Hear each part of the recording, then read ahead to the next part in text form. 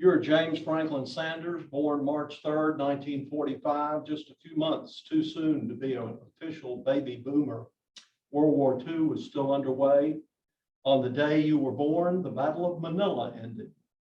You grew up in Johnson City, Tennessee, graduated from Science Hill High School, and received your bachelor and law degrees from Vanderbilt University. You were commissioned a lieutenant in the United States Army and served as a processing officer in Seattle, Washington. You clerked for 2 U.S. District Court judges, William E. Miller and Frank Ray Jr. For the remainder of your life, you have been a trial lawyer who has participated in cases all over the United States, including the litigation surrounding the 1989 grounding of the supertanker Exxon Valdez in Prince Edward Sound, Alaska, the manslaughter trial of director John Landis for the deaths of actor Vic Morrow and 2 child actors as a result of a helicopter crash during the making of the Twilight Zone movie, as well as a variety of other important trials. You have spent your professional life preparing for and trying cases. No one will ever know, but given that there are 8,760 hours in a year, you have spent several years in the courtroom. You're 77 years old. You had an incredible run. You're still working. Tell us about your journey. Well, first, thank you for the compliment. My journey has been that of an extremely lucky person. And I am grateful to a large number of people and groups for that. And one of those groups is the Nashville Bar Association. And I'll tell you why. When I finally and intentionally landed back in Nashville in the late 1970s, I did so because I had seen in working for the 2 fine judges I worked for, some of the best trial lawyers in the country.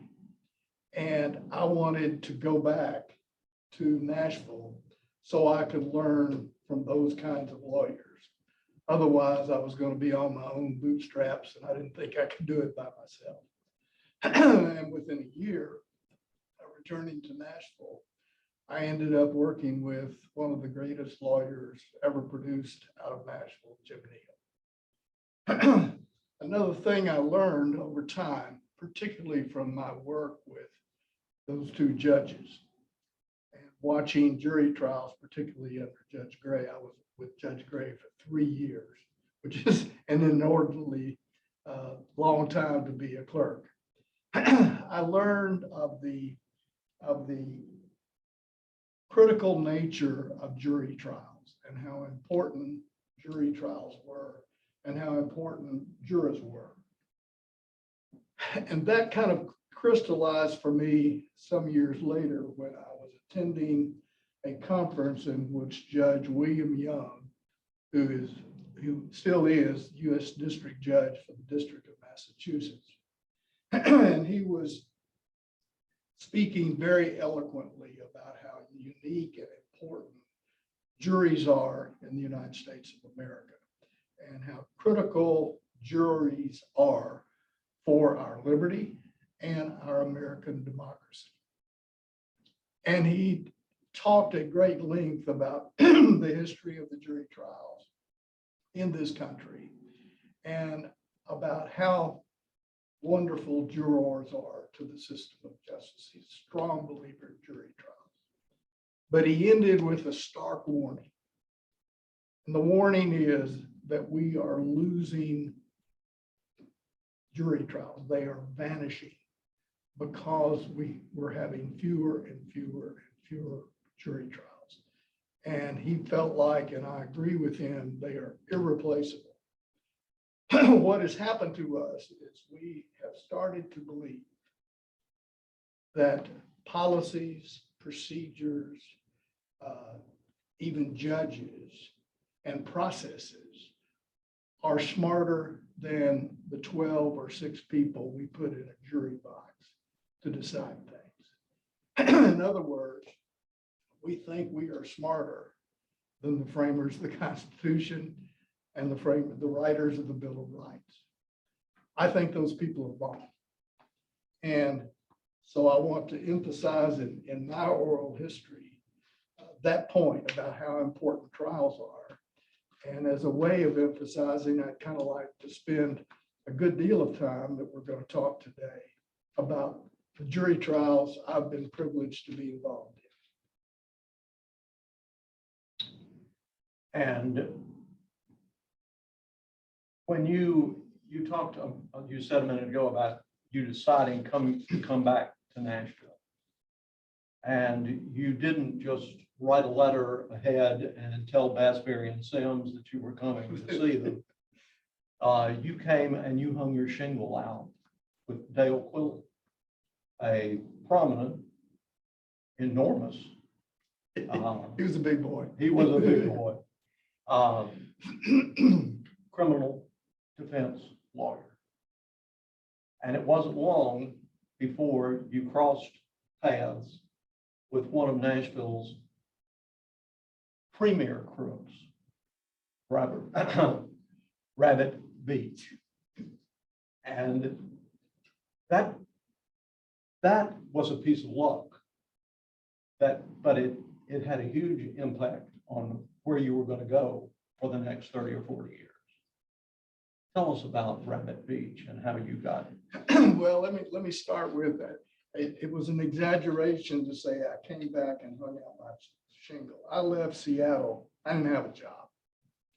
And I got to Nashville, and actually a few weeks before I left Seattle, I called up Dale Quillen, and we were talking about, he said, "What you gonna do?" I said, "I have no idea." And he said, "Well, why don't you just come and work in my offices?" So I didn't really hang out a shingle. I came back and I started working with Dale because I'd gotten to know Dale pretty well when I was clerking for Judge Gray. So not long after I joined his offices, he got indicted. He was indicted in the Middle District of Tennessee in over a case involving Rabbit Beach. And he was a thief, but he was also an escape artist. So what had happened is that Rabbit Beach was vacating in the Smoky Mountains. And he was arrested there by the Smoky Mountain authorities. And because he The National Park Service. And knowing that he had a warrant out, which he always had a warrant out because he's usually in escape status, he gave them a false name. And so when he was indicted under this other name that he gave him, which I think was Bobby Wayne Claiborne for some reason or another. That sticks in my memory. Well, he comes to Nashville and he wants to engage Dale Quillen to represent him. I'm not there at this time. And Dale explained, or Rabbit explains to Dale what had happened in the park and that he had given him a false name. And Dale says, "Well, Rabbit, if I'm going to represent you, when we go to court, you're going to have to tell the court what your real name is, or give me permission to tell the court what your name is." He agreed. So a court date was set in front of the U.S. magistrate. Dale drives up to Knoxville, goes to court, no Rabbit. So Dale simply attends the hearing and says his client, without name, apparently is not going to make it. And can we have another date for the preliminary hearing or whatever it was going to be? Never revealing that his client's true name is Rabbit Beach instead of Bobby Wayne Claiborne. So those incidents led to his indictment. Ultimately, after he had contacted and retained Jim Neal, and Jim Neal had agreed to let me help Dale and him in trial. Let's identify some pronouns here. I believe in the last sentence, he was Dale Quillen. not Rabbit Beach. Right, Okay. right. Dale Quillen, you're exactly right. Dale went to Jim and convinced Jim, or Jim was convinced some way or another, to let me be involved in the defense of Dale Quillen. And ultimately, Dale was charged with having not revealed Rabbit's name at that initial hearing. well, indeed, what he was charged here in the Middle District with a whole bunch of wire fraud, travel act, all kinds of other offenses.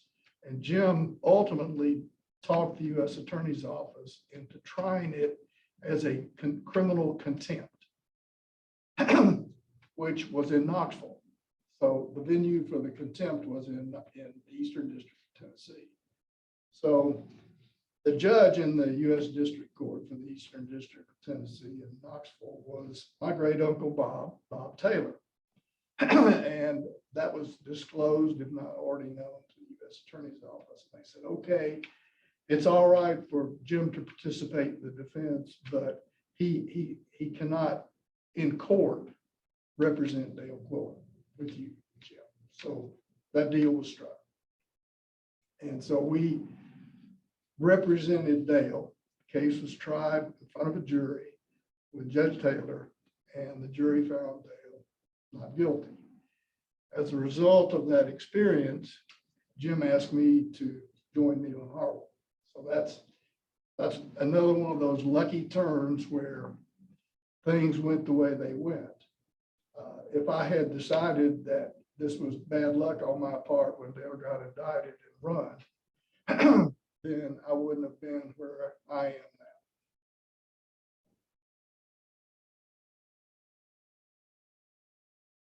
now. So you in the Dale Quillen trial, you were actually using the skills that you had developed with Miller and Gray, researching and that type of thing, but you couldn't go in the courtroom, or you couldn't go to counsel table? Couldn't go to counsel table. As it turned out, Jim called me as a witness because I had interviewed all of the people in the case that could be interviewed. And I had done the research and the writing. And one of the witnesses was one I had interviewed, and he departed from what he had told me. And so I was, I think, the first witness Jim called. But the jury was not told anything about the relationships with the court or anything else. Let's get things into time perspective here.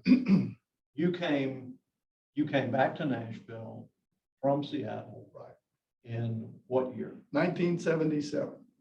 I had been with the Public Defender's Office in the felony trial section for 2 years. And the Public Defender's Office in Seattle. Right, King County Public Defender's Office. And it was there that you decided that the jury trial world was not in Seattle. Right, that's exactly right. Had some good lawyers, but it was not anything like the caliber of lawyers that I had gotten used to clerking for Judge Miller and Judge Gray. And I wanted to learn fast because I was pretty late getting in there anyway. I'd gone to the Army and spent 3.5 years clerking. All right. Do you want, at this point, to move on to another trial, or would you want to go back into the family? Let's go do the trials first. Okay. I think the next trial I remember, and I remember it in large part because you're the one that got me involved in it, was a case that was a jury trial that came out of a bankruptcy proceeding. So it was tried by a bankruptcy judge. He happened to be sitting in Columbia during this trial. You got me involved in the case. The guy I represented was a guy named Al Tannen, who was an interesting character. And he had bought a coal washer from an outfit called Enterprise Fabricators. And Enterprise Fabricators was in bankruptcy and contended that Al Tannen owed them an account receivable, which resulted from the sale of the coal washer. Exactly.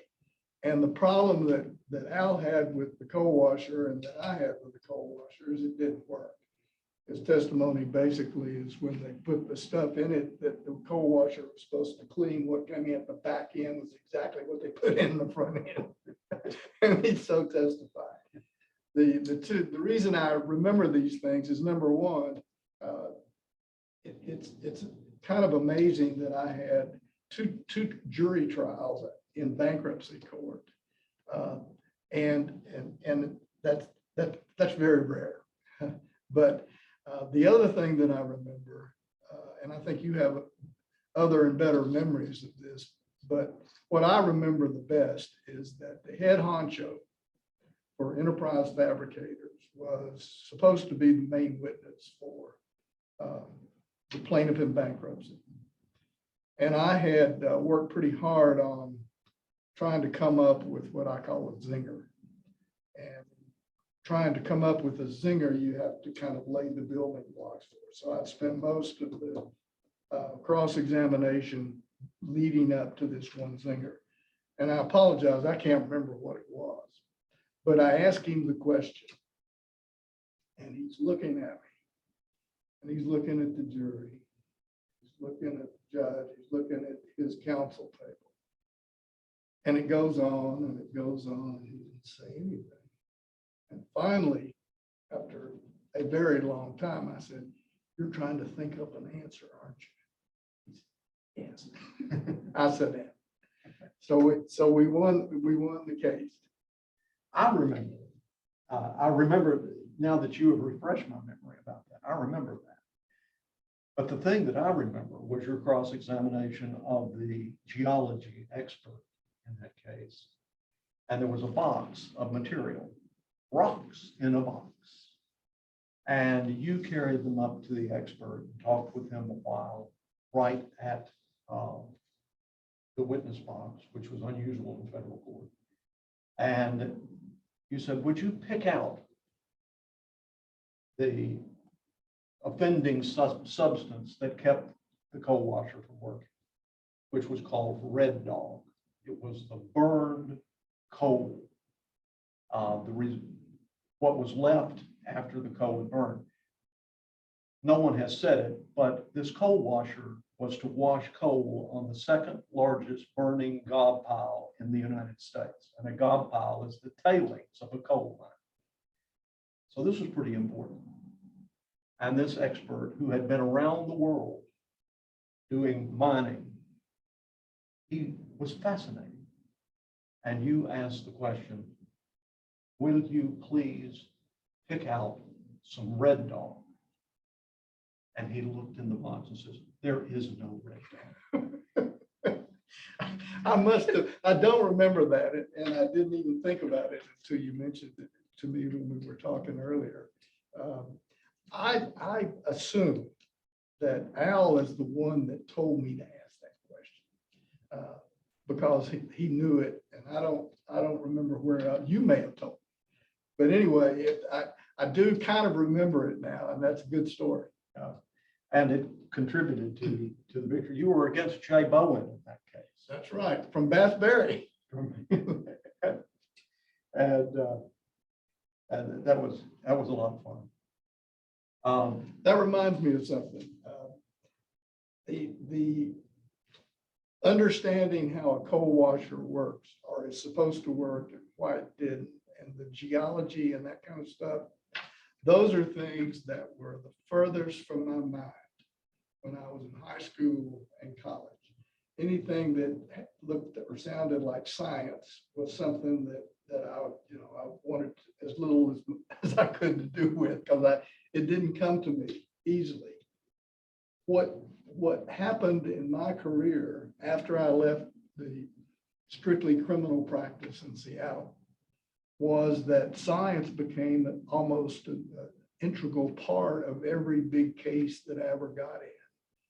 And I was so fortunate because I had clients who could pay for experts who could explain things to me in a way that I could understand it.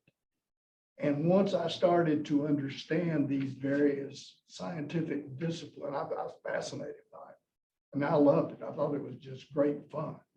And my theory was, and it's held true, if I understand it and I can explain it to a jury in the way that I understand it, they will get it. It's not magic. It's not rocket science. So science became a big deal in most of the cases that I tried thereafter. Which came first, Landis or Valdez? Landis. Landis was, and this was a case, I got to be very clear about this. My getting into the John Landis case, the Twilight Zone case, and into the Exxon Valdez case, that wasn't because they came to me. They came to Jim Neal. And Jim wanted me to help him with those cases, and he was very generous with me. He let me be co-counsel in those trials. So it was just, a wonderful experience for me, and a great thing he did for me. And at the same time, you were working with one of the great egos in America, and in America at the time, perhaps in America during its entire history. I think Bill Wilson described him once very accurately. He can strut sitting down. So let's lay out what happened in California on the movie set or Okay. on location, whichever it was, and how you learned how to fly a helicopter. I never learned how to fly, but I learned a lot about helicopters. The movie, The Twilight Zone, not the TV show, but the movie, had 4 or 5 segments, and each segment had a different director. And John Landis's segment was a segment that happened during the Vietnam War. And it was about a character who was mean and bad and awful, who in his moment of redemption was to carry 2 Asian children across a river. Of course, what it was a creek they had dammed up to make it look like a river, and walk those children across from this Vietnamese village that was under attack by the Americans in a Huey helicopter, carry them across the stream to safety. What happened was, during the filming of that very scene, that critical scene in the movie, the helicopter is heading toward the village and firing rockets into the village. And then when Vic Morrow is to start across the stream, it turns and follows. When it turned, the tail rotor came off from the explosions in the village. And it literally became a chopper. And it went down and it killed Vic Morrow and it killed those 2 children in a scene filmed by 8 different cameras. It beheaded at least one of those. Yes, maybe 2. But the impact killed the other. Now, Landis was no Johnny-come-lately to the film industry. He had some credits in his back pocket. He did. He was the guy who directed Animal House. He's the guy who directed Trading Places. He did the Blues Brothers. He did Three Amigos. He was a very talented filmmaker with a wonderful sense of humor. And this was not a civil case. This was a criminal case. It was a criminal case. The DA's office in LA, the location where this was shot, it was in the far northern reaches of LA County. And so it was charged by the DA in state court in California.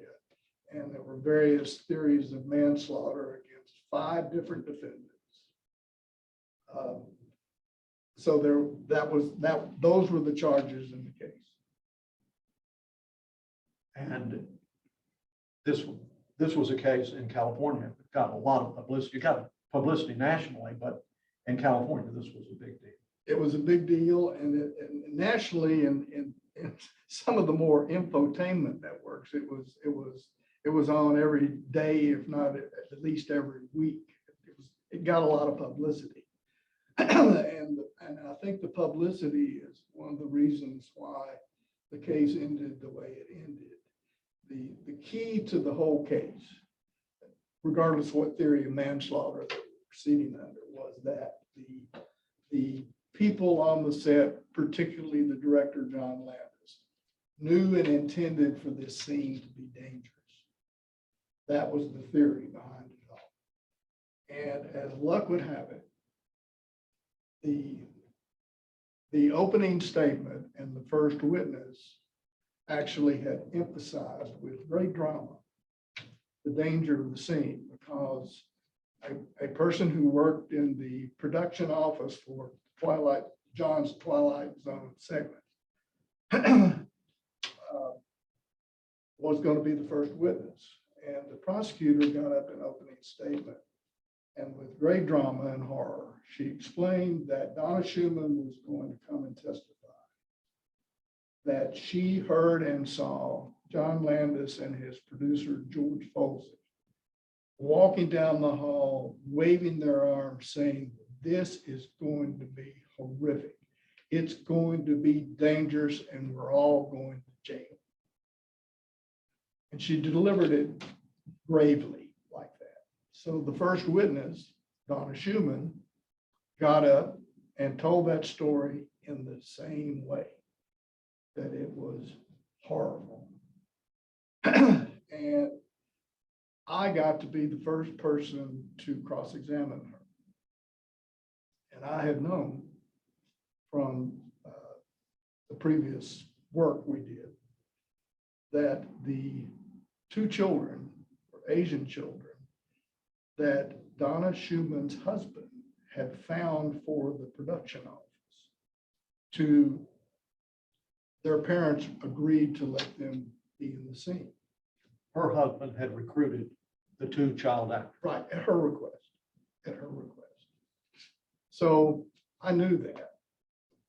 When I started the cross, I asked her about the timing of things to nail down that this scene was before, that she was describing in her direct testimony, was before her husband had recruited those children.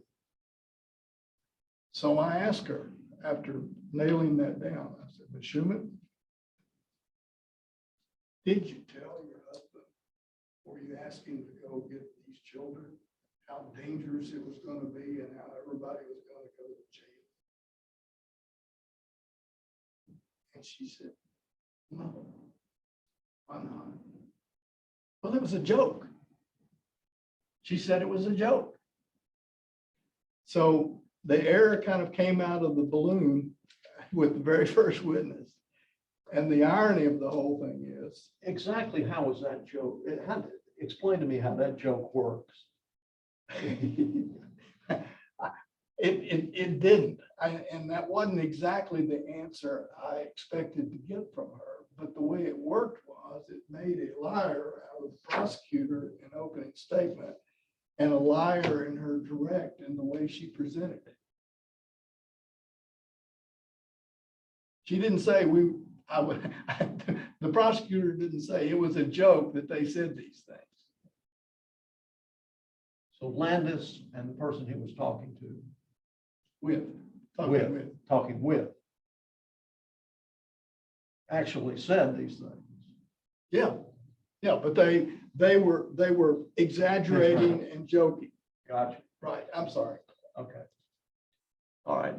Now a key to this, and skip ahead, and I got another story to tell you. But when John was cross-examined by the prosecutor, she didn't even ask him about that conversation because it had blown up so badly. How long was it from the opening day of the trial, jury selection, till the verdict? I can't give you that exactly. I can tell you we started the trial in early July of 1986, and the verdict was May 29th, 1987. I think the first witness, we had a long jury selection. I think the first witness was in late August. So she kept on trying her case, and in large part because she loved the publicity she was getting from and she called way too many witnesses. If she had simply put on the families of those two children and Vic Morrow's relative and showed the scenes from just this, from the 8 cameras that were very dramatic and done on purposely to be dramatic, and they came to this horrifying end. If she'd just done that and rested, then her chances of winning the case would have been greater. Certainly have been better if she had called Donna Schumann as the first witness.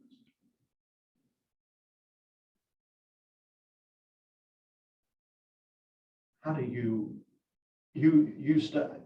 Did you stay in California for a year trying that case? Well,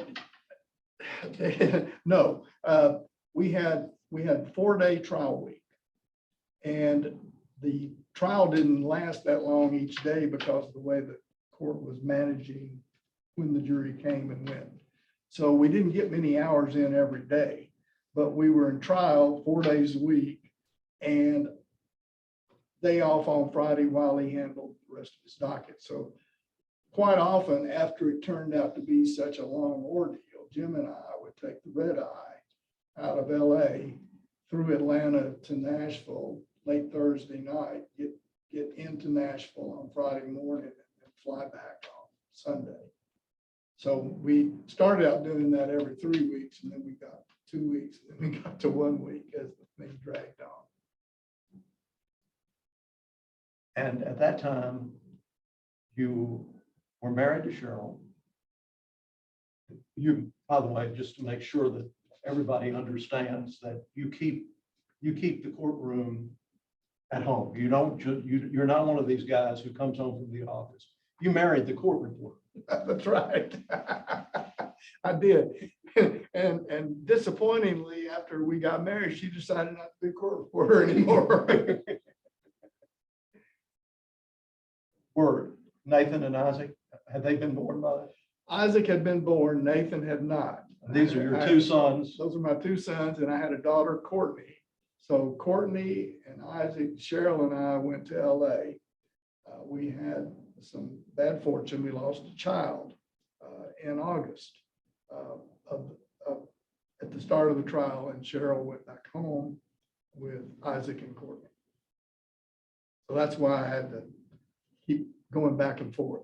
How do you keep a marriage and a year-long trial going at the same time? You have a good wife who is a devoted mother, and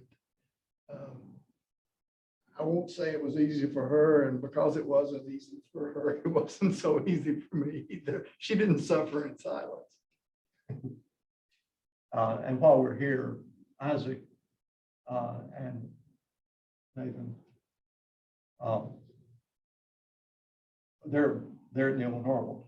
They are partners at Neal and Harwell. So it's I've kept it kind of a family affair. Kind of. What about your daughter? She is a professor at Vanderbilt, my school, and she lives in Nashville as well. What does she profess? Sociology, psychology. She even has a little practice on the side, and this Sunday, she was acknowledged as a Stevens minister at our church. Okay. The next big case, Valdez. Valdez. The best story about Valdez. Before we do the best story about Valdez, let's set the stage. Okay. You've got super tankers coming in on strict schedule into Prudhoe Bay.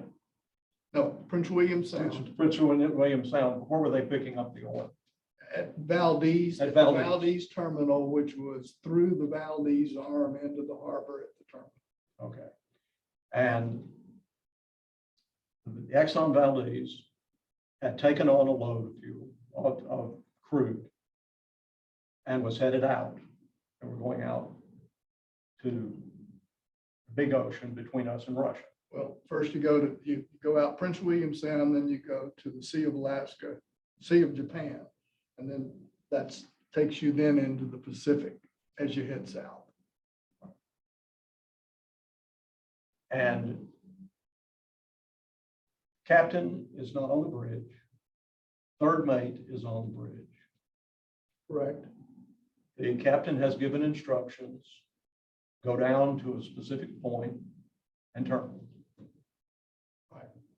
And he turned into a rock and broke the ship. That's close. The critical fact that wasn't in that part is that it was very typical most of the year that the Columbia Glacier would calve. In other words, pieces of the iceberg would chip off and get into Prince William Sound. And those icebergs could literally cause a shipwreck or put a hole in the ship. So it was routine for ships coming out of Valdez to depart the shipping lanes to the left in order to avoid those small glaciers in Prince William Sound. So the direction that Joe gave to Greg Cousins, the third mate, was go down to Busby Island Light and hang a right back into the shipping lanes. The rock, Bly Reef, was on the left, and he was late making that turn.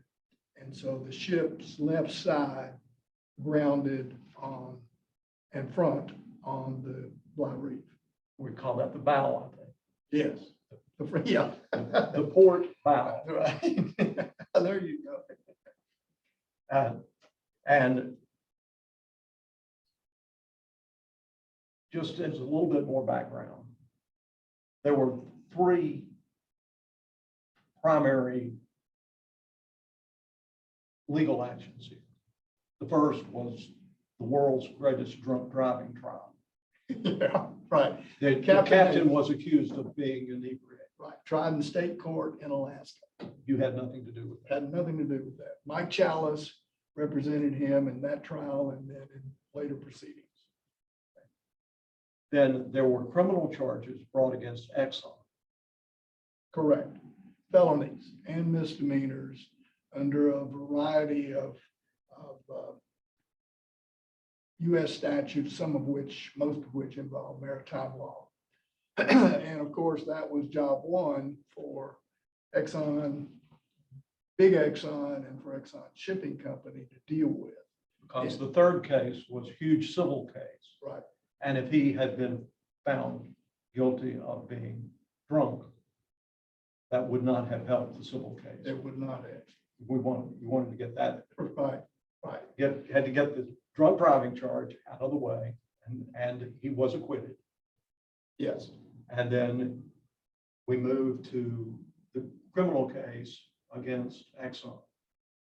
And Neal and Harwell was engaged. How did Ultimately, okay. they had engaged counsel out of Washington, former Department of Justice guy. And the guy, well, let's just say it didn't work out. So by December, the grounding was in April. Or late March, actually, that year. It was on Good Friday of 1989. Exxon came to Nashville in December of 1989, looking for other counsel. And my best story about this is they obviously called Jim Neal. And so Jim, as soon as he got the call and set the date, he said, I want you to sit in with me. So I'm sitting there, and Charlie Matthews, who was really their on point man out of the Houston office for everything since the grounding, and who would later become, because of the work that he did in that, general counsel for Exxon, and a great friend. He came with this other guy, and they were explaining to Jim exactly how Exxon works. And the first thing they said was, look, we do due diligence on everything we do. So when we decided we needed to look for another lawyer, we did a whole lot of research. Out of that research, we came up with a template of talents that we needed in order to represent us in this big thing. And then we started trying to match the talents with the people, the lawyers in the United States of America. The conclusion we came to was what we need for Exxon in this case is Abraham Lincoln. And we're the closest thing we could find. And at that moment, you thought, I thought, what a great pitch. And I said, we're in the Exxon case because Jim will never be able to say no to that. pack your buckle. Right. So our entry into the Exxon Valdez case was for the criminal case.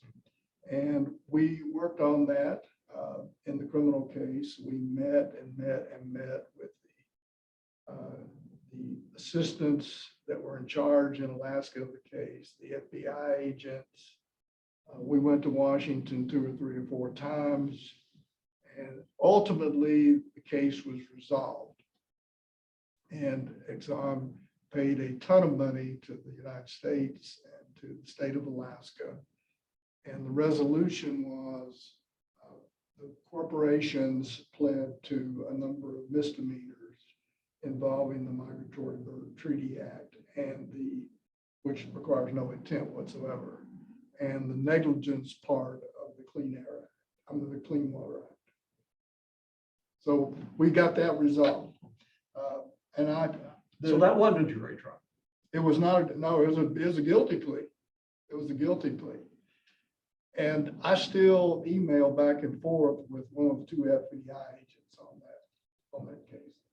The government, the relationship we had with the government in that case was just fantastic. They were great.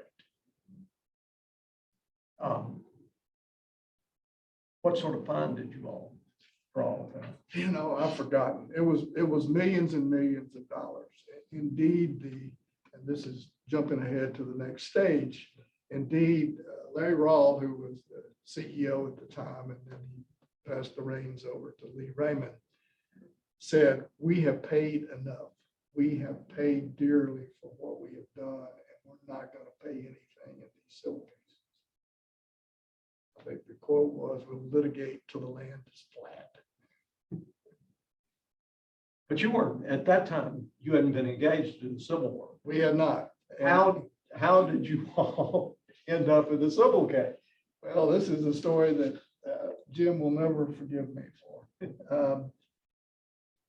They asked us, Jim and I, and the guys in our firm who had been working on the criminal case, said, look, you guys know more than anybody else about the liability phase of this civil case.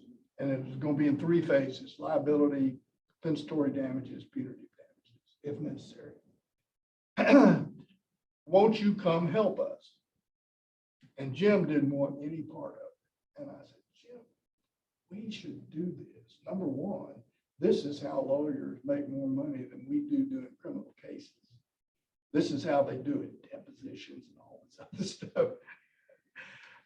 And plus, what a great client to have in the future. So he reluctantly agreed. And the part he wouldn't forgive me for is at the end of the trial, we got hit with a $5 billion verdict. And that was one of these very intelligent juries. Yeah, well, they were. Yeah. Indeed, the Exxon jury liked us a lot and sort of bragged on us to the press after the thing was all over. And they felt like they'd done us a great favor by holding it down to $5 billion. What happened on appeal? The punitive award was reduced significantly into the range that we thought, Jim and I thought, would have been a reasonable range to settle the case for, if Exxon had been willing to settle the case. You, in preparing for this, you told a story about one of the big executives at Exxon, and that you and Jim ate at the same diner every day in Anchorage, that you were there, and you apparently had the same thing to eat. Tell that story. Well, I'm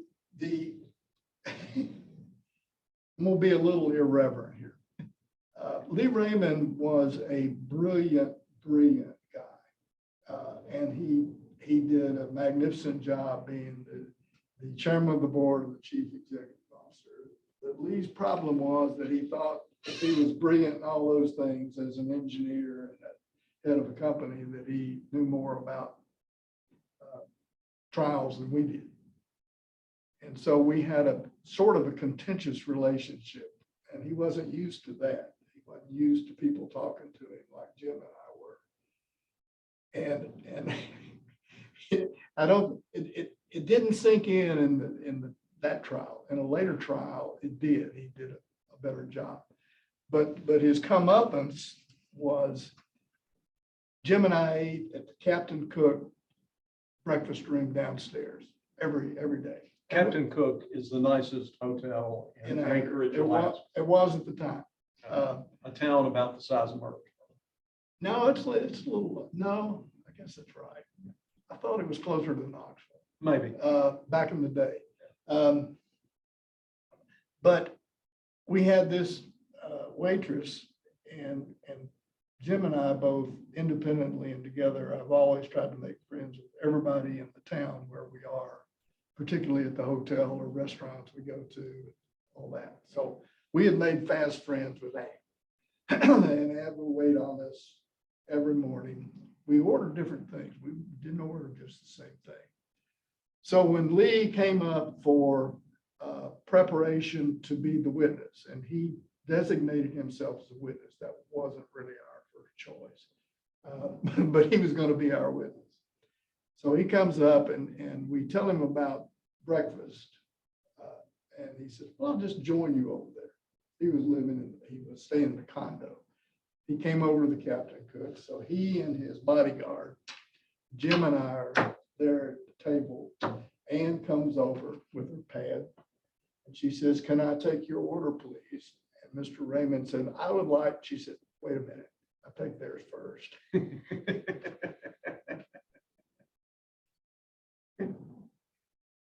And let me skip to what I think is maybe the most interest of people that deign to watch this later on. What really happened is different from what the narrative all these years has been. Indeed, even the Supreme Court got it a little bit wrong in a significant way. And I don't remember what that was right now, but they got it wrong in the recitation of facts in their opinion, which granted us relief from that $5 billion verdict. Captain Hazelwood was probably one of the finest captains in the whole maritime fleet. He was a gifted skipper. And he, the Coast Guard commander out there in Alaska said, hell, even if he were drunk, he wouldn't have done this. Wish he had stayed on the bridge. And it was a violation of Exxon policy to go down below until he gotten through Prince William Sound. What he did was he literally gave the instructions to Greg Cousins, and they were easy and clear. Busby Island Light is the first thing you come to after you get through the Narrows, Valdez Arm. And it's on your left, on the port side, and it's a obvious light. And he said, Greg, or he said, whatever he called it, go down to the Busby Island Light and turn right. That's all it was. Nothing complicated about it. The only mystery is what was Cousins doing instead of telling the helmsman to bring the thing back in, bring the ship back into the lanes. And the best that I could tell from talking to him hours and hours and hours and putting him on in the trial was he he didn't have much experience as a third mate. And it's really probably the first time, and Joe didn't realize this, that he had to plot things, and that's what you're supposed to do if you got the con going through that area. And he got tied up looking at the maps and plotting his position until he was out of position. So that's the reason for the grounding. Hazelwood obviously wasn't drunk. He was acquitted of being drunk. The jury in our civil case reported to the papers, we didn't think he was drunk. But they held him responsible and the company responsible because of other things, which is never very clear to me what those were, but. Okay, So that's the Valdez. that's the Valdez case. You got another one you want to go to? Yeah, if we got time, how are we on time? How are we on time? We're coming up on 55 minutes. Oh, okay. So I think we have a little time. Oh, yeah. This is a trial that was in the Southern District of New York, and I included for a number of different reasons. One is it is great fun for me to reflect back that I have tried cases from Anchorage, Alaska to Fort Lauderdale, Florida, and from the Southern District of New York to Los Angeles and many places in between. And this was my only case that went to trial in the Southern District of New York, which is known colloquially as the Sovereign District, because that's the way the U.S. Attorney's Office operates and many of the judges. So I was fascinated by it because I thought it was going to be a fast track. And I was anxious to try a case in the Southern District of New York. This was an insider trading case where all the defendants were a bunch of yahoos from near Bowling Green, Kentucky. And it was the first internet insider trading case. And there was our client was John Geibel, who was the least active among the three. And there were two other guys. And the way they were getting their tips was from a guy at Goldman Sachs who would send it to them by email on the internet. And at the end of the scheme, or what came to be the end of the scheme, one of those guys, not my guy, travels all the way up to New York, meets this guy from Goldman Sachs at the train station and hands him money. By that time, the feds already know that he's been doing this and they're watching the transaction. So at least one of these guys obviously was pretty guilty of insider trading. So we go to trial in the Southern District of New York, and it is the summer before 9/11. And we have a trial, and I think the lawyers on our side did a really good job. And the lawyers on the government side didn't do a very good job. And we got a hung jury on all counts. So I thought, man, this is great. And we didn't have the second trial until well after 9/11, and things were up and moving again. And it was a totally different atmosphere in the courthouse, in the courtroom with the jury. And our clients were found guilty on all counts. It was just a different world after 9/11, which taught me a great lesson that I'd pretty much known anyway, and that is the times and the surroundings make a big difference in how your jurors and judges are going to react. So it was an interesting experience. But you never went back to the Southern District? I haven't tried. Matter of fact, I've been asked a couple of times by Exxon to go up there, and I've politely declined. Just for these interviews are indexed. And so there is someone who's going to have to index this interview. And John Geibel is Geibel. Yes, Okay. yes, yes. Somewhere 6 months from now, there's a guy who's going to say, oh, thank you. I had one other thing I was going to mention in terms of trials, and it has, I guess, more to do with the breadth of things and not the depth. But I had a trial, part of which occurred outside in Nashville. Ah, the great outdoor trial. The great, well, it was not a great trial, but of all the outdoor trials I had, it was the greatest. As I recall, it was a general session. It was a general sessions case. There were two hairstylists fighting with each other over something. I think it was money. And the other guy sued my guy. And we went to court in Judge Bill Feynman's court. And he had just had his courtroom painted. And after about one witness, if that many, or just opening statements, he said, God, it's awful in here. The paint smell and everything. And somebody, and it may have even been I, suggested, why don't we just go out? It's a beautiful day out there. Let's go out there on that broad sidewalk and try it out there. And he said, that's great. So we tried. Did you pick up chairs and go out there and everybody? Yeah. Yeah. Court reporter, clerk, judge, clients and lawyers out there in front of James Robertson Parkway. And we won.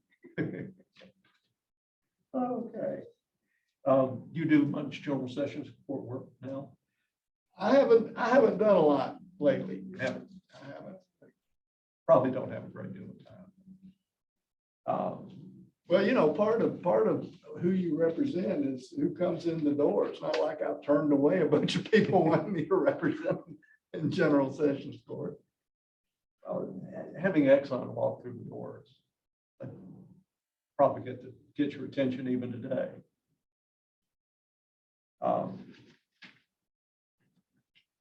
Representing Exxon is one of these things that you have to learn to redefine winning, because when you're representing a corporation that is that big and that wealthy and literally disliked by a whole lot of people, it is you can only win certain things, certain parts of a case.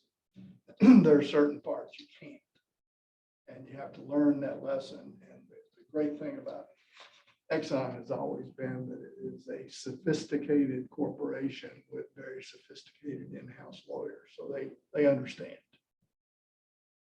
Okay.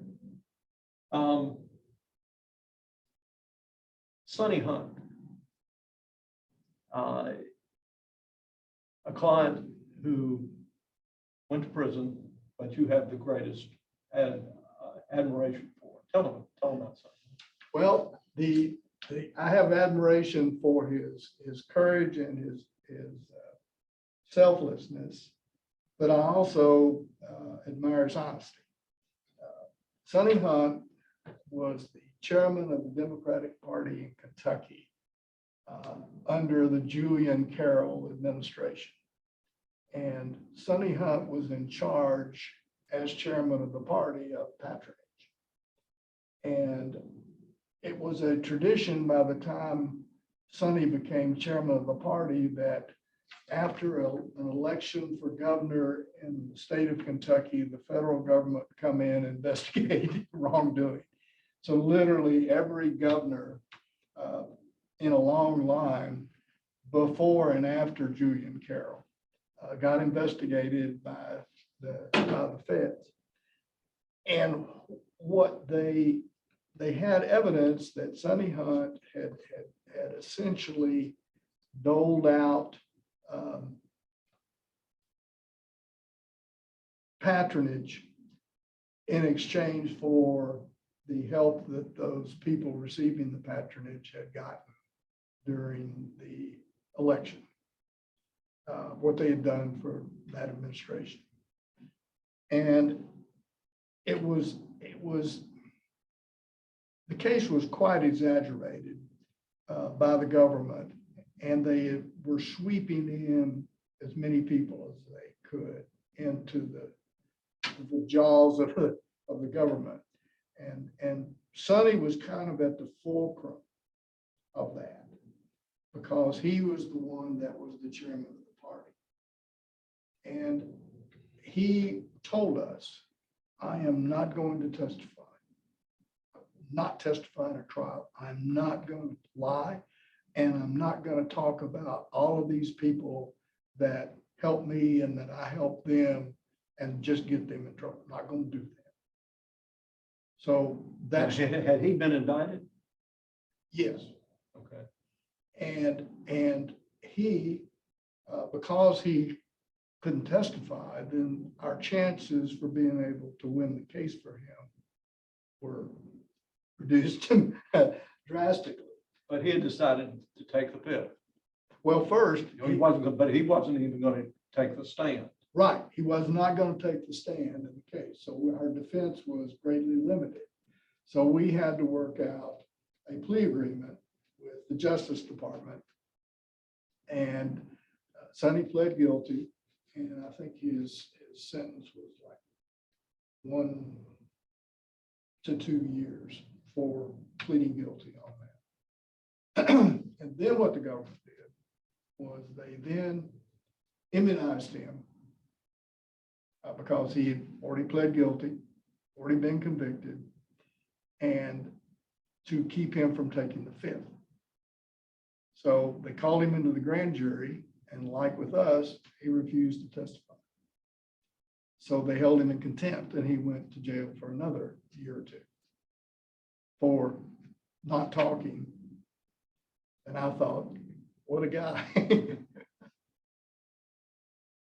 And so it's the term that he got from the guilty plea ran consecutive with. the term. Absolutely, right. And that was what they thought was the threat that would make him fold, but he didn't. He literally doubled what he had bargained for in terms of the time he had to do. And Sanders marks him down. He's got the right stuff. He does. He does.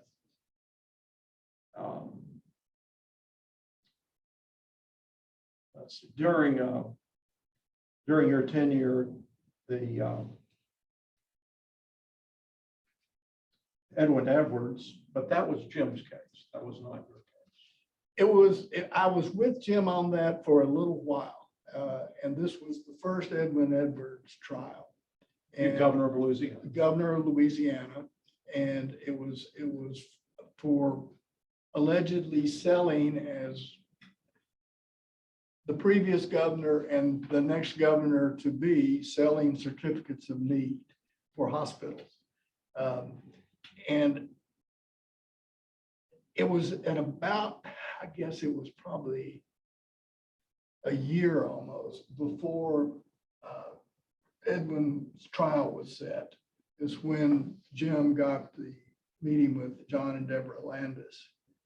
And we decided that we needed to do the Twilight Zone case. So I got off of the Edwards team and went to California and started preparing for the Landis trial. And Jim tried the case, which was a hung jury, 11-1 for acquittal. There was a kind of a nut job that was the 12th, and ultimately got retried while we were in the Twilight Zone trial, and he was acquitted. You know, something we haven't talked about. Landis took the stand. Oh, he did. He did. Yeah, we have. Let's move back to Twilight Zone in just a second. Okay. You've got a guy who is a world-class wit. I mean, from the movies that this guy's produced, Blues Brothers, whatever they were Trading Places, hilarious. Okay. And you've got to put this guy on the witness stand. How long did you all do trial prep on that? It was long. John was, he's an amazing intellect. He graduated from high school, didn't go to college. He reads prolifically. He's probably better educated than the vast majority of PhDs. He's just smart as he can be. And he also has this sense of humor, and he loves practical jokes. Animal House is kind of John's personality. You go back and watch Animal House. It's just that kind of irreverence, that kind of practical joking, that kind of humor. And it showed up in the first week of trial. The courtroom was very crowded in LA, tiny courtroom. And we had 5 defendants and their lawyers. Most of the lawyers were two lawyers per person, crammed in there, and just barely behind us where our clients sat. And second or third witness was a woman named Marcy Learoff, who was in casting, I think. She testified, and she was not very nice. And when she walked behind Jim and me and in front of John and Deborah, John tripped her. Which caused great alarm in both Jim and me. So we know we had a lot to deal with. And we were lucky, though, we had John's business lawyer, a really good guy named Joel Baer. And Joel Baer helped us in convincing John that he had to be prepared, and number 2, to go through it. And what we did was that we started after the turn of the year, meeting with John. And I took some weekends off from going home to do these things. And Joel and I, and sometimes Jim, would basically question John, videotape it, and then play it back for him. I said, John, you're looking like a jerk. Got to stop that. And we did it literally for weeks, over and over and over. We were quite concerned because we knew we were going to, and we had to put John on the stand. We became concerned about, okay, what's going to happen when the prosecutor cross-examines him on his preparation before testifying, because we knew she would. So we pointed out, John, this could be very dangerous. You've got to think about how you handle this, and you've got to tell the truth. So no question about it.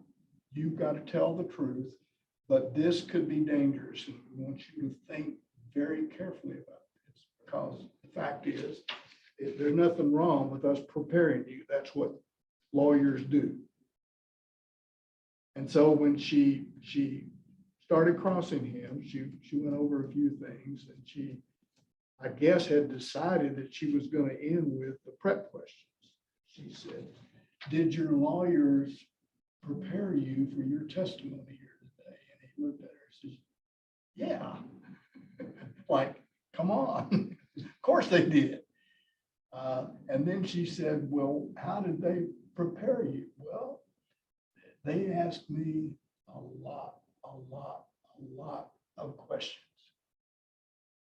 And she says, well, what kind of question? He says, well, they're harder than the ones you've been asking me. And she stopped. He stopped her in her tracks. It embarrassed her. And she folded and walked back to the council. Absolutely. Wow. Absolutely. Now, obviously, we didn't tell him to say that. That was John. Brilliant John. But nonetheless, you've got a guy on the witness stand whose brain is probably half a mile ahead of everybody else in the courtroom. Yeah, exactly. Which sometimes caused him to speed. Um,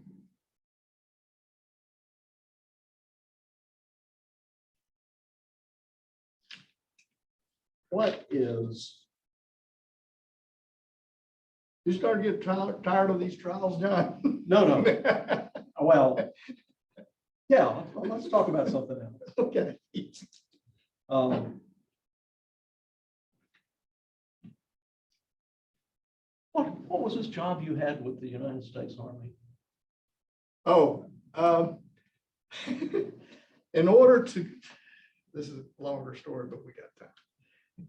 When I was a first-year law student, Congress or the Selective Service or both, in its infinite wisdom, decided to take 2S deferments away from law students. So I'm sitting here in my first year of law school and thinking I'm going to get drafted.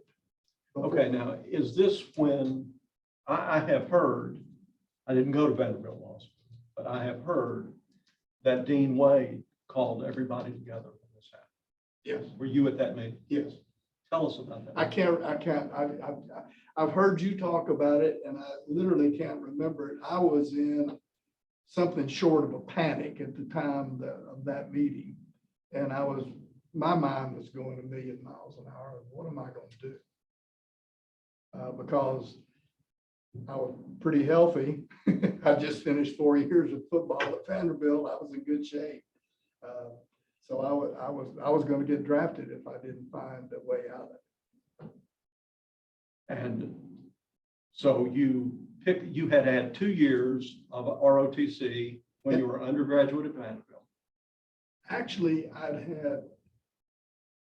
had ROTC in high school.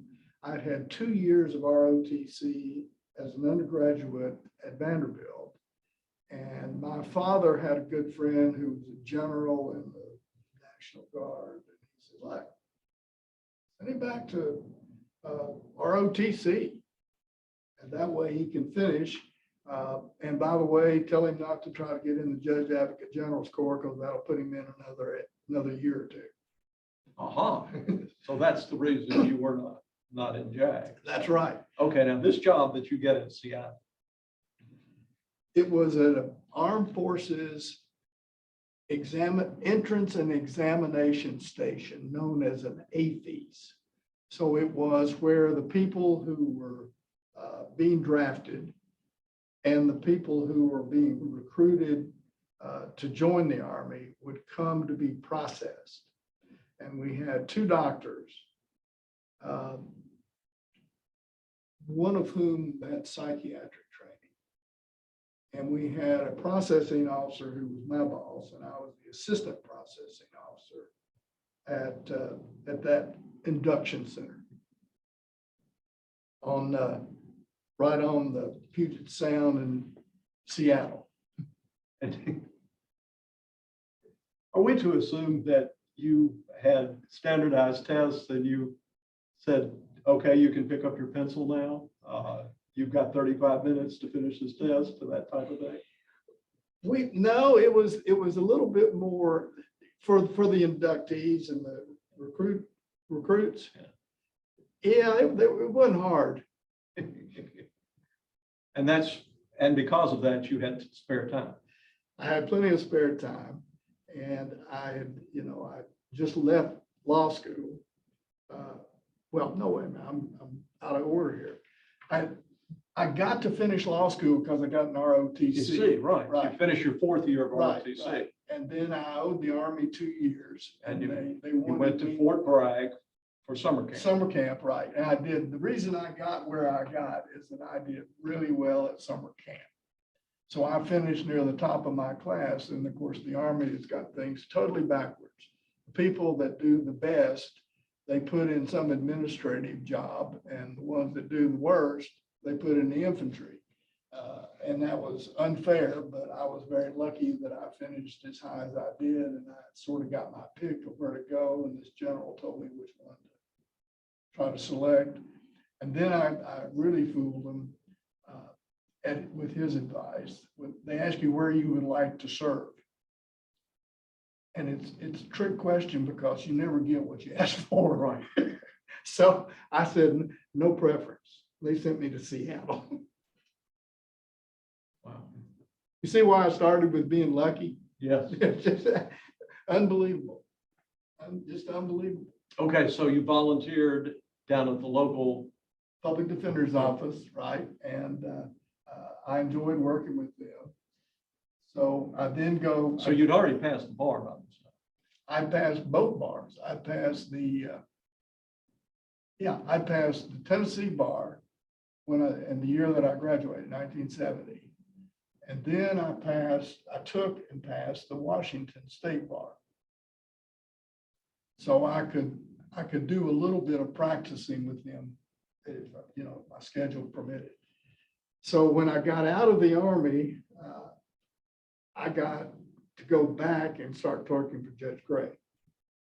And that's something else we ought to go back to. But Judge Miller and Judge Gray, I want to correct you a little bit. My time with Judge Miller, which was only about 6 months, because his clerk got called up for his National Guard duty for 6 months. And I didn't have to report till after the first of the year. So Judge Miller asked me if I would fill in for my law school classmate who was going to the National Guard thing. So Somebody giving you a recommendation? Yeah. And so I clerked for him for about 6 months. And it was when he was transitioning from the chief judge of the district court to the Sixth Circuit. So I helped him handle some of his lingering district court cases, but I got to go with him to Cincinnati twice. Okay. Did you get a raise? No. And so then when I came back, I clerked for Judge Gray. And Now, Miller's reputation is wise old man, low-key, gentleman, Republican, conservative conservative. from East Tennessee, Johnson City, by the way. Yes, okay. Gray, on the other hand, you had, in a way, you knew exactly what was going to happen when Gray was on the bench because he was consistent. But it's still, sometimes it surprised you. Yes, he was volatile, and there were certain lines within which his tolerance operated. And if you crossed the edge of, I can't stand this anymore, then bad things were going to happen. And the tip off usually was if he was starting to get angry with you, he would swivel that chair and face the seal away from the lawyer. So you'd had an experience with Judge Miller, not a great long experience, and you've been in 2 different courts. So you were probably trying to juggle 16 balls at one time. Then you go off to the Army. You come back and you pick up with Gray. Yes. And Gray knew you from when you were with Miller. Right.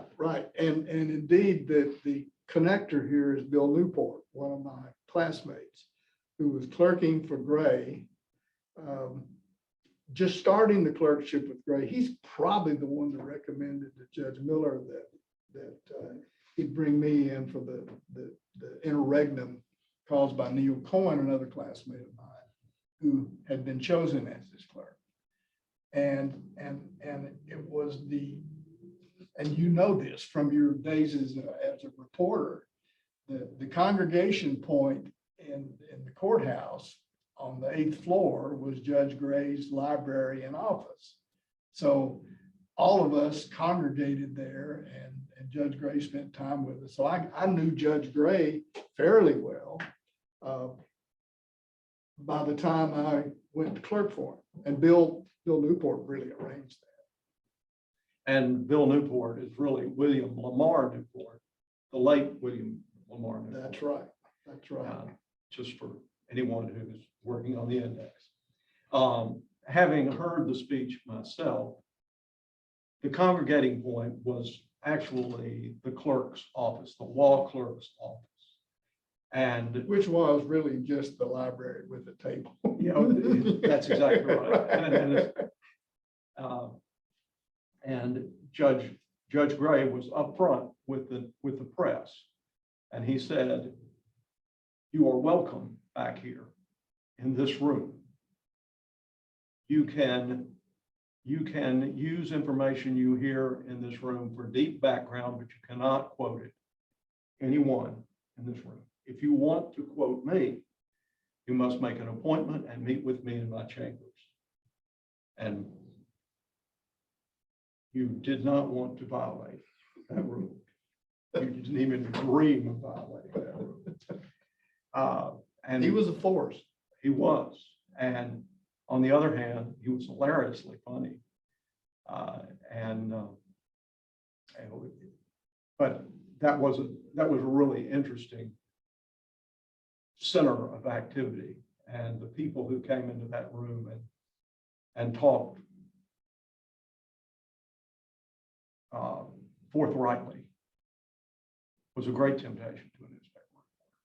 Oh, yeah, I'm sure. But it was also, and I know you recognize this, it was also an amazing education for law clerks to have that sort of exchange of ideas, what's going on in the court, what does it mean, what they do wrong, what they do right, those kinds of things. And as much as I admire my law school, as much as I am grateful that I got to go to Vanderbilt Law School, I learned a heck of a lot more from 3 years with Judge Gray than I had learned in law school. That's a long time back in those days. The professional law clerk was a rare Correct. being back then. Today, not so much. But staying with Gray for 3 years, actually you stayed with him until he died. No, I didn't. I went back to Seattle when I then was part of the felony trial section and had returned back before he died. So I got to spend some of his last days with him. But you weren't working for him.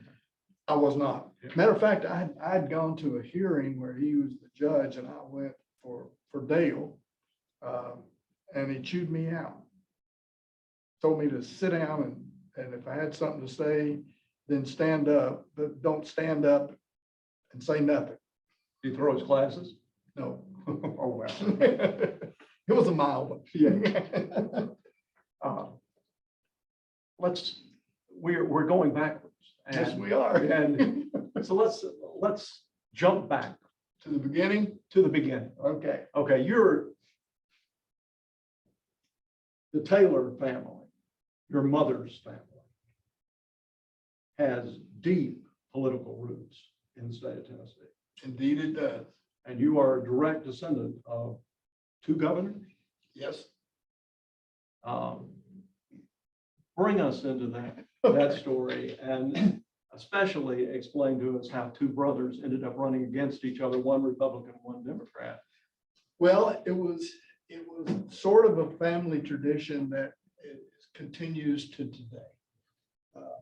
In that part of East Tennessee, there were many families that had different views of politics as politics were in those days. So it was not unusual to have Democrats and Republicans in the same family. The Republicans were in the vast majority where I lived in the first district. But it was not unusual. And it went all the way back to the Civil War, because there were families in East Tennessee that had one son fighting for the Union and another son fighting for the Confederacy. Indeed, I don't know how many grades it is. I think it was my grandfather's grandmother. No, maybe his mother had to go to Washington to plead for another son who had been in the Confederacy for a pardon in the Civil War, right after. So it was sort of a tradition. So in the two brothers' family, they one of them naturally wanted to be a Democrat and one naturally wanted to be a Republican.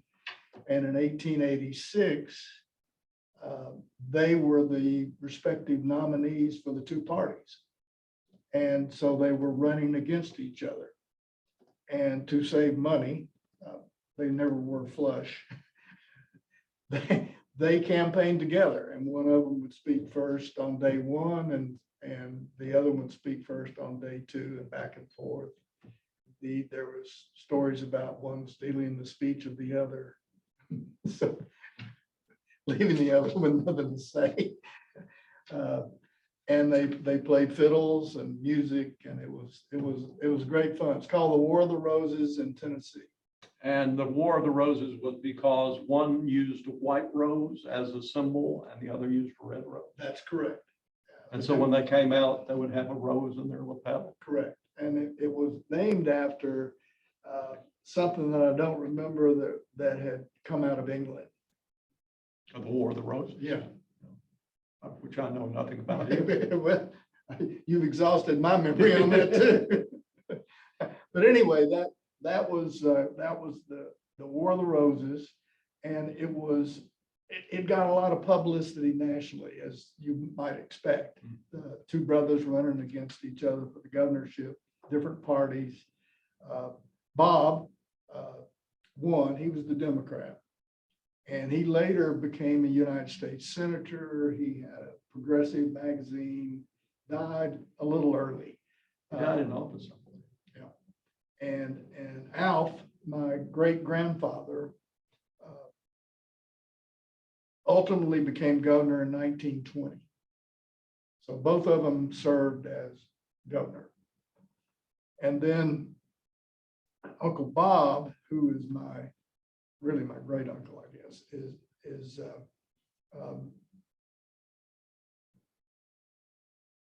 a brother of my grandfather, Taylor.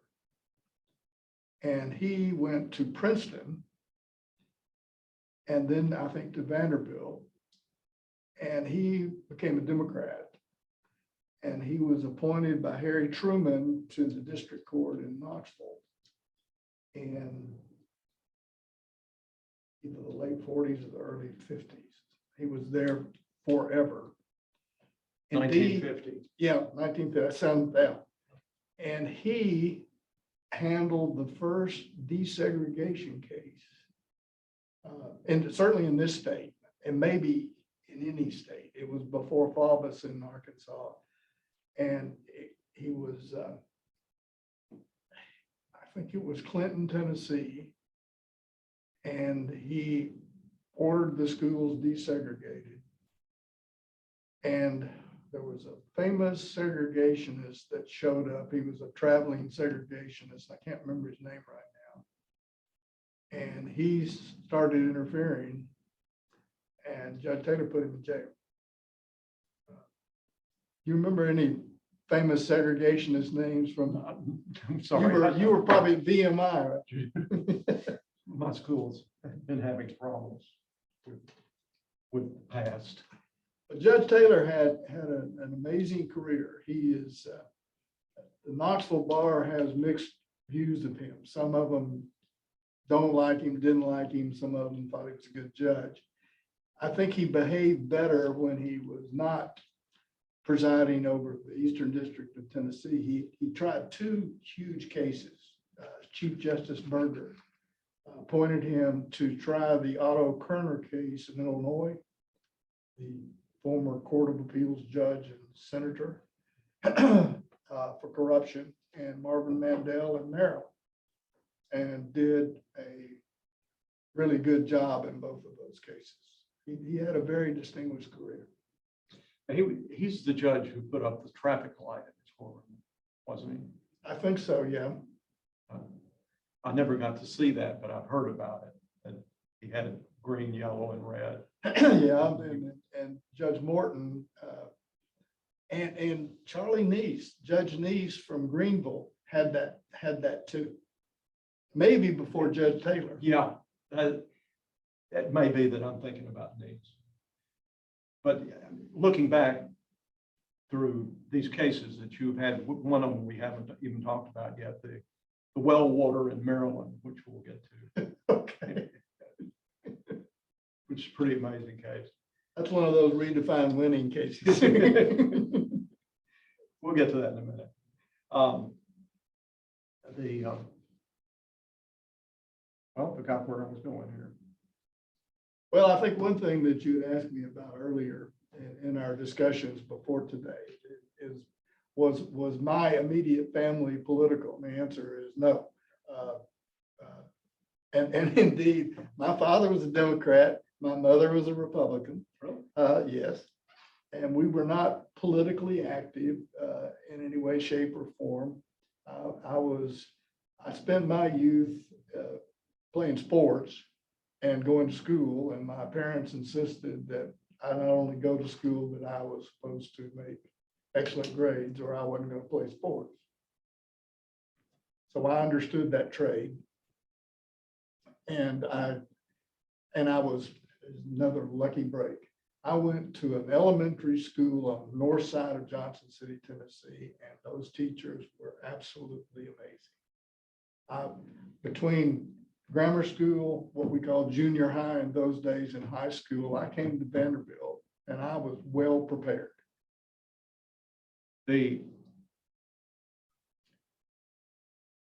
Your father was international harvester, didn't he? He was. Your mother was a homemaker. Yes. Well, he also had home life chainsaws and New Holland harvesting equipment. Okay. Diverse. And at those days, everybody's father did something in World War II. What did your father do in World War II? My father wanted to avoid the walking army, so he volunteered to be a glider pilot. And fortunately, he had the courage for that. He liked fast things and a little bit of thrill in his life. And so glider pilot sounded good to him. And luckily, he didn't get sent overseas because those guys' mortality rate was pretty damn high. So he learned to fly a glider in Albuquerque, New Mexico. Yes, yes. Which Did probably was breezier than Germany. Did anybody ever tell him that once he landed his glider that it couldn't take off again and they were going to hand him a rifle? Yeah, I'm sure they did. And if they hadn't, he was smart enough to have asked. And you've talked about your elementary school, your high school, Science Hill High School. Right. And you have told me, and that is you've always looked upon yourself as a student athlete. And you were a good athlete. Your sport was baseball, by the way. Well, initially my sport was baseball, and I like baseball. What position did you play? Well, I started out in Little League. I was catcher, and that taught me the game. And that being involved in every play on defense was great for my hand-eye. And so, I ultimately became pretty successful in the Little League, and that propelled me to want to play the other sports. And I played some football and basketball, and I was literally taken with football. And because of the baseball, I could do a lot of the things as a quarterback or as a receiver or running back that you kind of learn those skills in baseball. So you're a good, not great player when into town comes the new kid on the block. Right. When did that happen? That happened when I was still in Little League. So I would have been 11 or 12. And Steve Spurrier came to town. His father was a Presbyterian minister who had gotten hired to come in from Newport, Tennessee, to Johnson City and take over one of the chapels on the west side of Johnson City. And you talk about a lucky break, another lucky break. Spurrier came to town, went to the same public schools that we all went to, and developed into just an amazing athlete in 3 sports. And if he had time, he could have done tennis or golf too, but he did. But that tiny little town produced some amazing teams, and he was an integral part of those teams. He pushed us from being good to really, really good. And we won 2 straight state championships in baseball, and we ended up. Now, was that school athletics, or was that? That was school. That was Science Hill High School. Our junior and senior years, we were state champions, and that was pretty unique because today we have different divisions and levels in the high school sports. They didn't have that then. It was one state, and if you won one state, you won it all. And our football team was like ranked 8th or 9th in Tennessee, but this was ranking as opposed to some kind of elimination system. Litkin House and AP ranked the teams. I hadn't heard Litkin House in 30 years. We lost by 1 point to the eventual state champions that year, which was Oak Ridge High School. And we played them in Oak Ridge and lost by 1 point. And everybody wanted Spurrier. Every team in the nation. Absolutely. Absolutely. And you were one of his receivers. I was kind of by default, I was really the only receiver. Because having a flanker or a wide out receiver was completely unknown to East Tennessee football and probably Tennessee football. And the reason we came up with that is another stroke of luck. I mentioned Steve's father was a pastor, and I was very active in my church. And there was a preaching mission in Johnson City, which was kind of happened quite often, not every year, but quite often. And Bill Wade from Nashville, who was with the Chicago Bears at that time, came to the preaching mission, and somebody asked him if he would, or maybe Vanderbilt had asked him, why don't you look up this Spurrier kid? And so he took, this is in my junior year, he took Steve and I out to the football stadium and spent several hours with us on a couple or 3 days, teaching Steve some quarterbacking stuff. And I was there to run routes, and he taught us a number of pro routes for receivers. So when we came into our senior year, we had an offense that nobody really knew what to do with. And we had routes that would free me up. And so we were pass first and run second, which was totally opposite of the way football had been in East Tennessee for forever. So as a result of having Steve as my quarterback, sort of like having Jim Neal as my senior partner, I got to go to Vanderbilt because they offered me a scholarship. Spurrier went to Florida. And there have been stories ever since that there was thought that Spurrier would follow you to Vanderbilt. Didn't happen. It didn't happen, and it was one of those things that worried me a lot. Steve and I went on a number of recruiting trips together, and it always worried me that somebody would give me a scholarship because they wanted Spurrier. So I was in the practice of having a sort of a blunt conversation in which I would ask, if he's not going to come to your school, do I still get a scholarship? Do you still want me?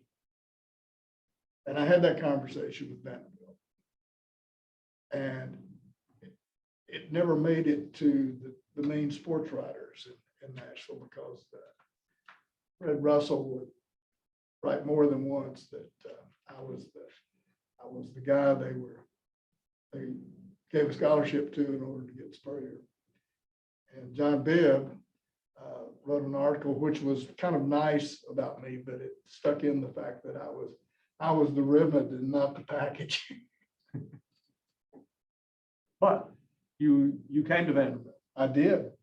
You weighed 150 pounds soaking wet, Right. and With your rocks in my current pocket. 6'7" statue. You were. The fact of the matter is, Shorter than you're that. you're a little shorter than that. Right. It's from running into tacklers. But you got to play. I got to play some, not a great deal. I was not a success as a college football athlete. It was partly me, of course, but it was partly the coach during my time at Vanderbilt was a guy that truly believed and practiced that if you throw the ball, only 3 things can happen and 2 of them are bad. He didn't like passing. I understand. That won't work. Your class of 67. Right. So pro football during your high school years had begun to double and redouble, become so much more important in our American culture through those years. Matter of fact, when Bill Wade met with you, he very well may have been with the Rams. Nope. No, he was with the Bears. He was the Bears. Indeed, And he won a Super Bowl with the Bears. He did. And in the next year, after the preaching mission year, when we were recruited, Steve and I flew Southern Airways from Johnson City to Nashville. And we were on Bill Wade's radio show. And his guest that day, in addition to us, we were just sitting there like dummies, was Harlan Hill, his receiver at the Chicago Bears. Wow. I'm pretty sure that he was still with the Bears. We also got to meet Frank Clement at the mansion. Really? Yeah, and rode around in a helicopter. I went to grammar school with Bob and Frank Jr. at Glendale School. I got to meet them pretty much every day. Yeah.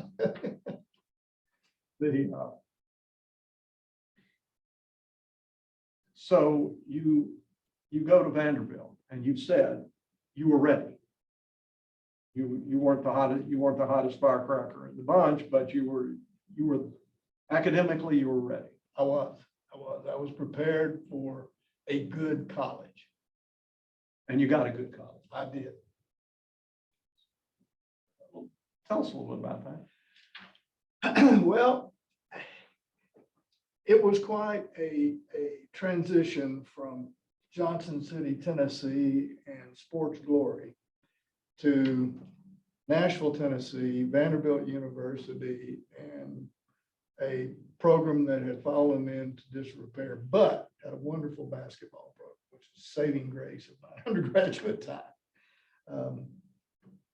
And so That's right. You were there with Snake Grace and Clyde Clyde Lee. Lee, Perry Wallace.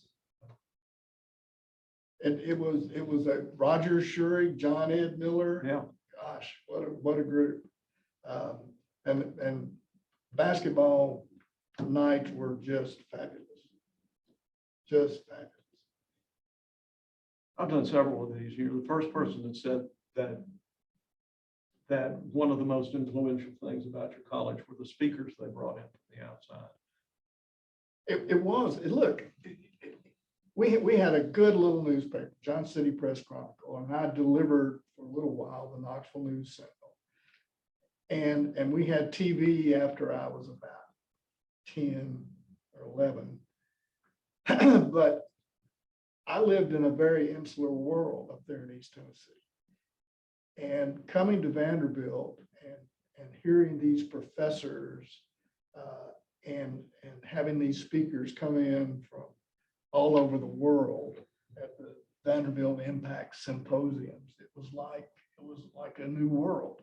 And it wasn't twisted one way or the other. It was equally balanced. We heard some of the great conservative minds and some of the great progressive minds and the clash of all that. And it was just eye-opening for me. What about professors? I generally had really good professors. The first one that made an impression on me was the guy that taught Western civilization to the whole freshman class. So it was done in Neal Auditorium, and it seemed kind of impersonal, but he was so brilliant that it worked. And then he took the time to come and visit in the dorms and make himself available. So we had lots of bull sessions with Professor Marchant that were, he would say things to provoke us, and it was quite an eye-opening experience. And next came law school. You had known your entire life you would either become a Presbyterian minister or a lawyer. Correct. Was there a road to Damascus experience here? It was the football scholarship.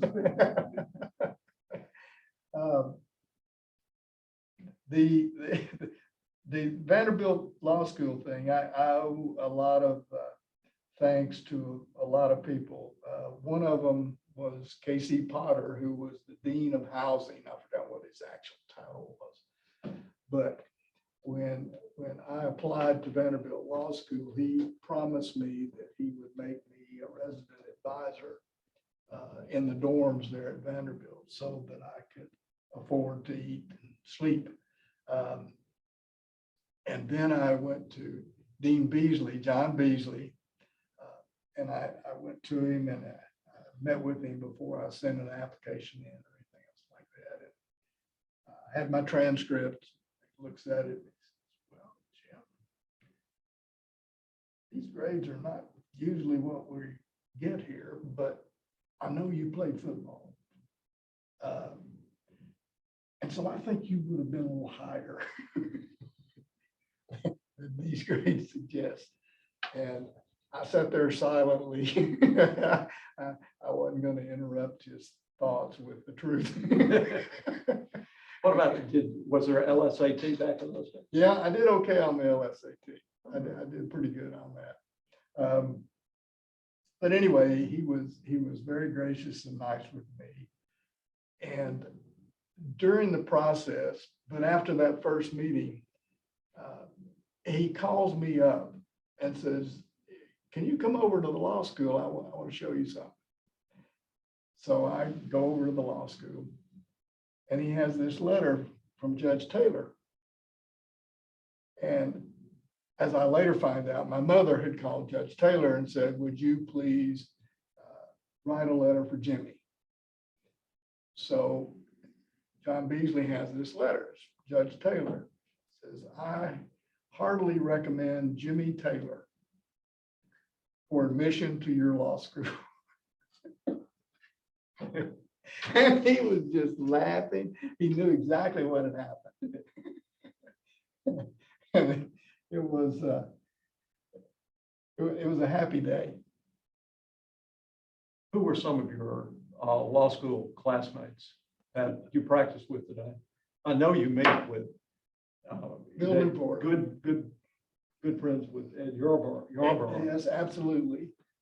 Justin Wilson was in my class. John Wagster was in my class. Ruth Kennard then. Ruth Kennard was in my class. John Bailey. I'm blanking right now, but I had a number of guys that were good friends in law school who practiced law here. A couple of things as we wrap this up. We're not quite there yet, but maybe 10 more minutes. You woke up one morning and Sputnik was orbiting the Earth. What did you think? Well, you got to put it in context first. Sputnik's in the late 50s. I'm still in Johnson City, Tennessee, And I'm living in a relatively insular world, and David Eisenhower is the President of the United States. And there were many people in East Tennessee, my father was not one of them, who had built bunkers and all the other stuff because everybody was afraid of the communist menace. And many people believed they were probably within a couple of 100 miles of us. So everybody was scared of the Russians. And so my first thought was, this is not good news. This is a little scary that they've been able to do this. And I gave more credence than I had been giving to the people who were raging against the communists. But I remember it very much. And then my next set of memories that have to do with Sputnik was that I then considered Sputnik to be a great stimulus to our country's progress in the scientific fields, and particularly into launching the satellites. I was at summer camp at Fort Bragg when we walked on the moon. 1969. Yes. And 12 years from Sputnik to, I am right about 57, right? Sputnik? Sputnik, I don't know whether, I know there was the 1950s, scared the bridges off of me. Right. Well, it was scary. It was Yeah. scary. And Kennedy assassination, 1963. You were a freshman? I was a freshman at Vanderbilt and had not been there very long. And it was shocking. It was to me, I couldn't imagine that happening in this country, and what the promise of that administration was. And I guess I probably reacted more, though, to the assassinations of Dr. King and Bobby Kennedy, simply because I had a better grasp on how bad that was. That's your first year of law school. Yep. Spring. Yeah, that's right. 68.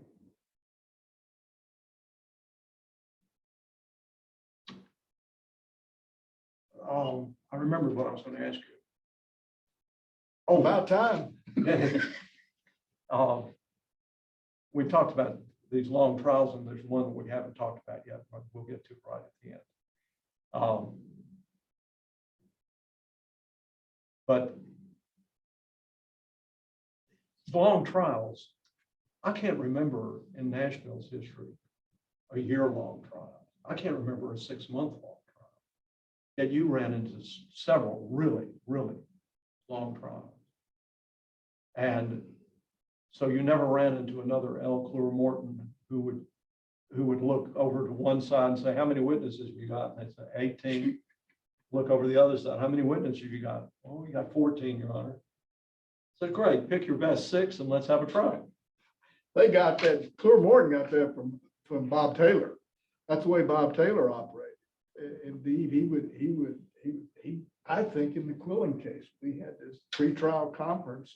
I wasn't there, but Jim told me about it. He says, he asked a number of witnesses. He says, well, we had like 7, and he says, you can have 4. Same with the government. And he says, I know you Nashville lawyers. And the U.S. Attorney's Office was represented by a guy from the Nashville office in the case. And of course, Jim from Nashville, he says, you guys have got no limits. You got no endpoints. So no, they didn't have long trials in East Tennessee. And you're right. Long trials are not a hallmark of the Nashville federal courts or state courts. And now to the case where you walk to the podium, you pick the jury, and the first thing you do is apologize. That's exactly right. Tell us the story of that case. Well, in 2006, in a little town called Jacksonville, north of Baltimore, in Baltimore County. There was an Exxon gas station, and they were upgrading the pumps, putting in some sumps and stuff to, protect. So this technician drills through the sump, and unbeknownst to him, he hits the regular gasoline line. And then the electronic alarm system is activated. And Gilmarco Veederoot somewhere in North Carolina is notified there's a leak, there's an alarm. And they notify some local company called Alger Electric to come out and deal with this alarm.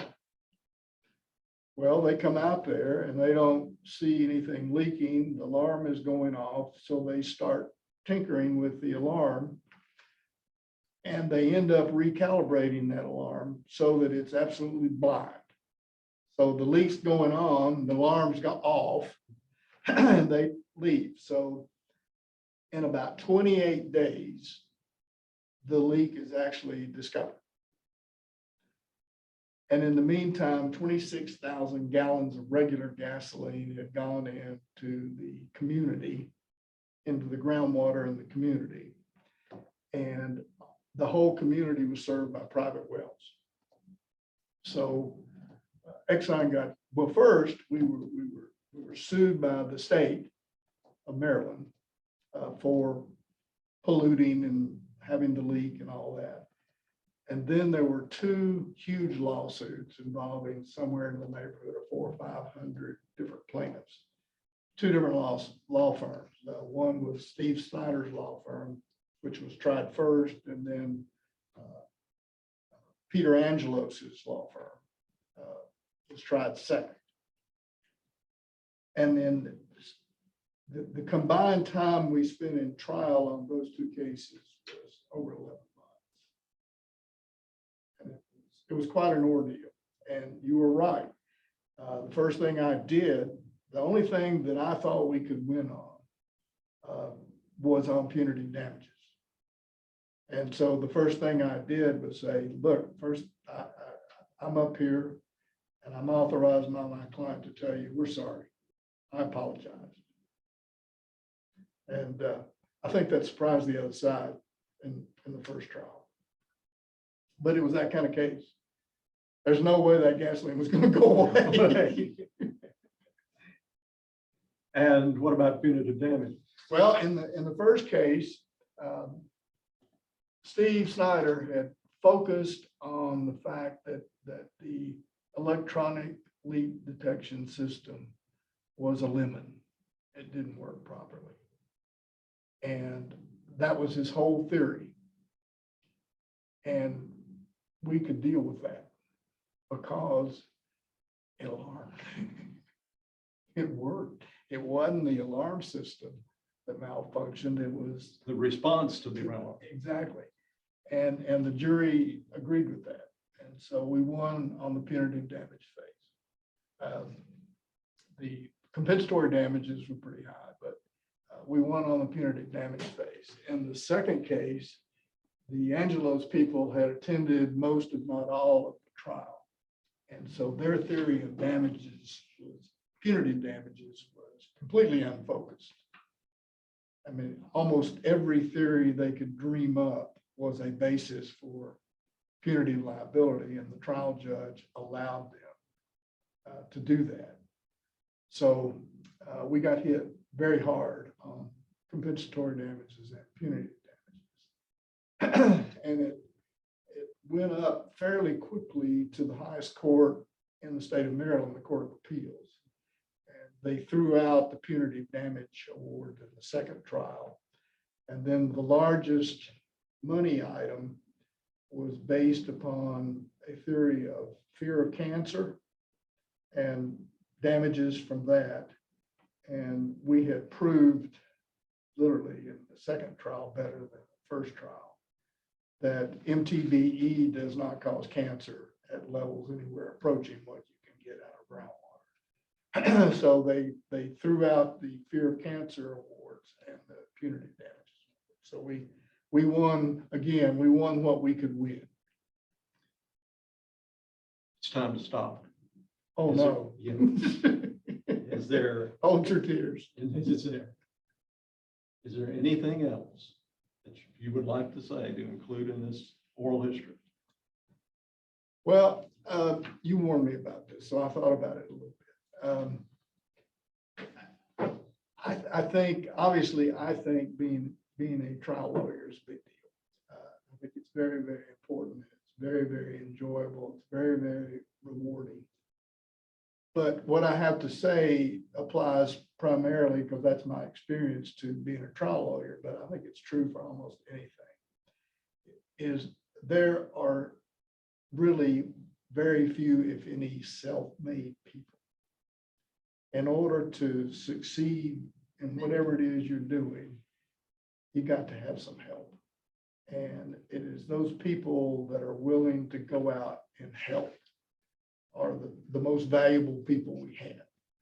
And everybody needs to recognize that helping others produces better society, no matter what. And your, I don't know the right word to put in, but you have a favorite line of poetry. Yeah, and it's consistent with that. And it's, I was bragging on my North Side Elementary. I was made to read a number of poems, and there's one that I quote from it that struck me. It's a poem by Alfred Tennyson, Lord Tennyson, called Ulysses. And the line is, "I am a part of all that I have met." And that literally has been my experience. And I can think of very few trials, there are a couple, where something out of my past was helpful to me in dealing with jurors, judges, witnesses on the other side. It's just that whole experience, and that it's very true.